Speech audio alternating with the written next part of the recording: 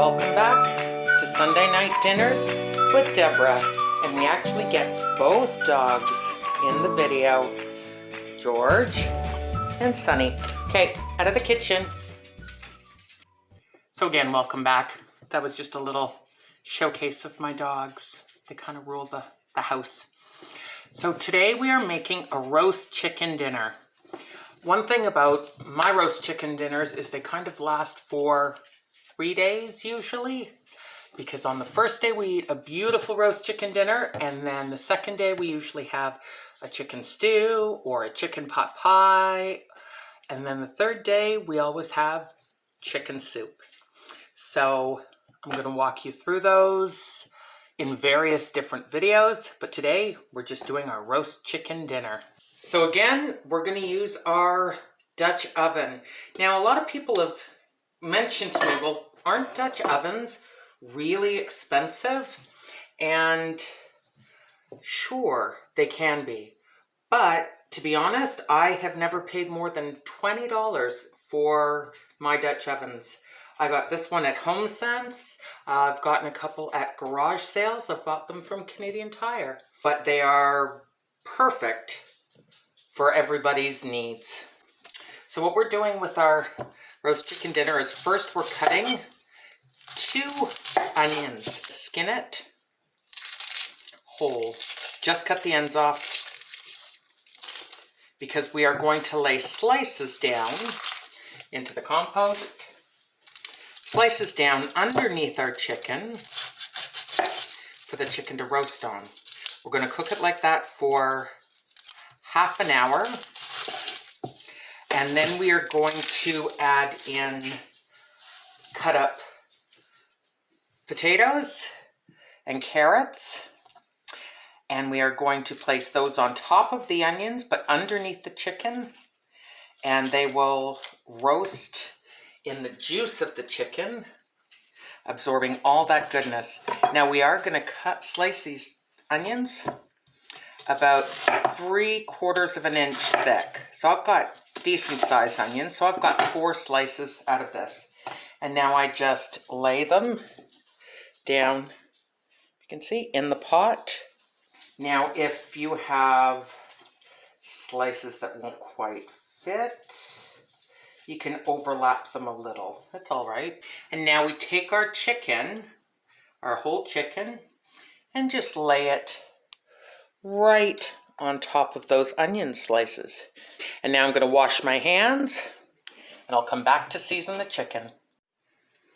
So I have my chicken and I've melted 2.5, 3, like a very scant 3 tablespoons of butter.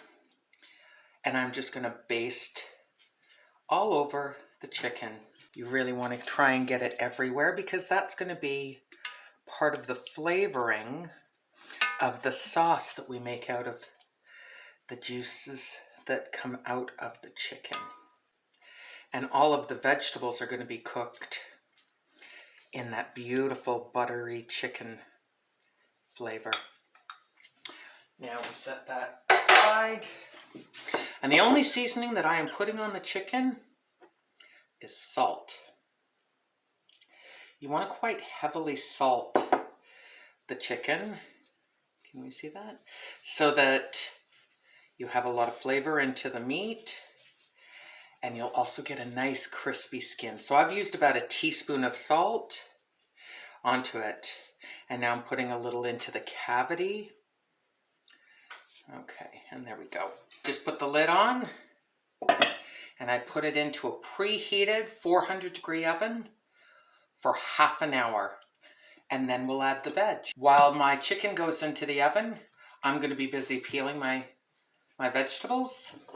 So the timer's just gone off. So it's been half an hour and we're taking it out of the oven. Again, be careful, it's hot.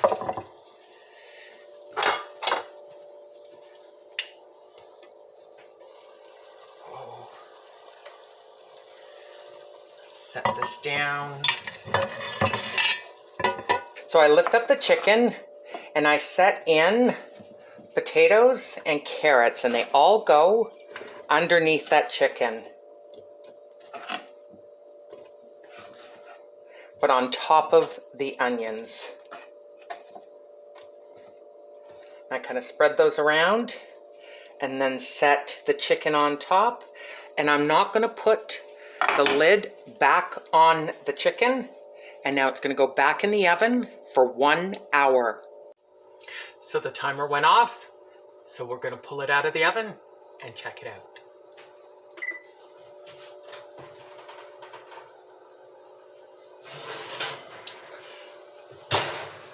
Oh, it's beautiful. So there we go. Beautiful vegetables. Now we have to check to make sure the temperature has reached either 165 degrees. And if you don't have a thermometer, I'm going to show you what it takes if you don't have one. So I have my thermometer. I am going to push it into the thigh, right in here. And you want to push the probe in so that it doesn't touch bone. If you don't have a thermometer, I'm going to cut the string.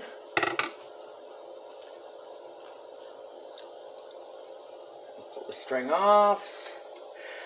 You take the leg, and if it moves easily, you can do it with your hand or with a set of tongs. If that bone, that leg bone moves easily, which obviously since it fell apart, it did, I know that it's 165 because we want to double check. You never want to serve undercooked poultry. We've hit 165. It's going above, and that's perfect.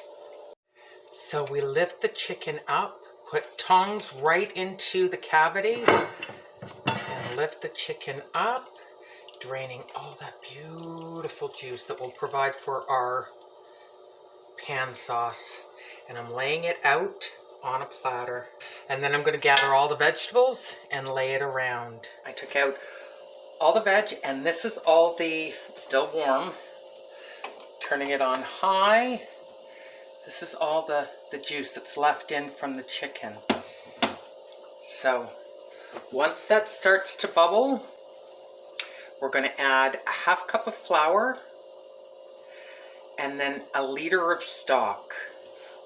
Now I have, turn around here, I have 2 half-liter containers, almost a full liter of chicken stock that I've made from our last chicken dinner. But if you don't, you can always use just store-bought. It's called use what you have. So the juice left in the pan is starting to bubble, so I'm going to pop in. And you have to use your judgment on this. So I actually used a 1/4 cup of flour in here because you want to make, because what we're doing is making a traditional roux. In the pan we have the flour completely absorbing all the juice that was left in the bottom until it really starts to sizzle. And now we are adding our stock. Slowly at first, and you whisk it.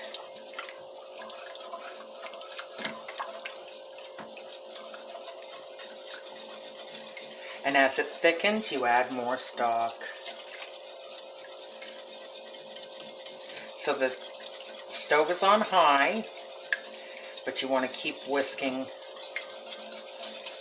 as you go.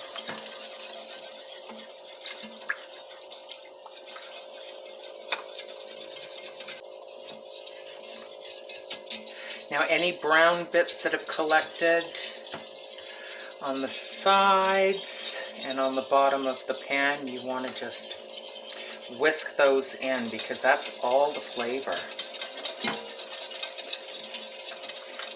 Adding more stock. Now it also depends if you like a sauce for your chicken to be a thinner gravy or a thicker gravy, depending on how your preference is as to how much stock you put in. And we want to bring that up to a boil.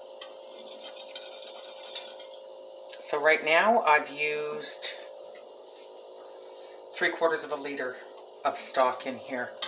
But that doesn't mean that we're done, because it does continue to thicken and as it comes to a boil.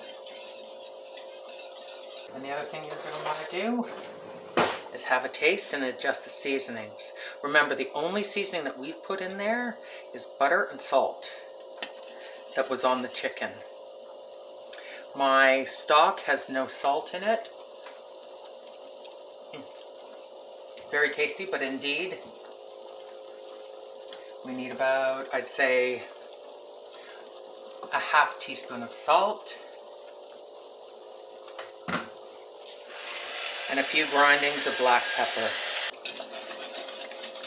Again, rinsing the spoon so you don't think I'm double dipping, and trying again for the seasonings.